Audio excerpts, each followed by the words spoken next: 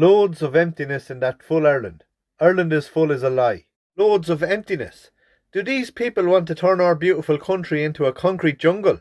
When it comes to these clowns, there is loads of emptiness though. Up here. And Ireland is full is a lie. This is 2 days ago. The HSE has established a support team which would go to work immediately to address pressures on the health service in the Midwest region, particularly within University Hospital Limerick. We have a severe health service crisis. And these men flooding the country, they're not the doctors and engineers you were told about.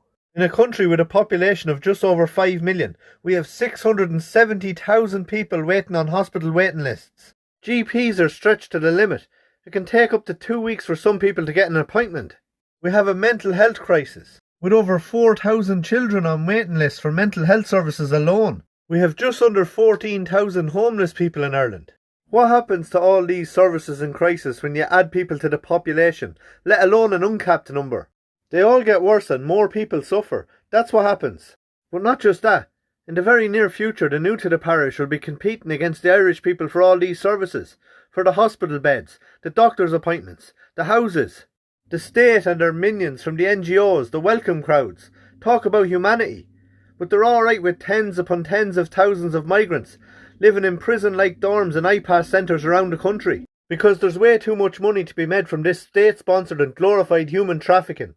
Ireland, the land of 1,000 welcomes with one of the widest diasporas around the world, showing that it has its own right-wing anti-immigration groups. Show me whereabouts in the Middle East and Africa we have large diasporas that would justify your quid pro quo.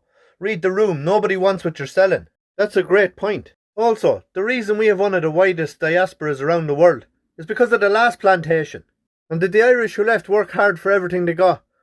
Or did they go to them countries when all their services were in crisis?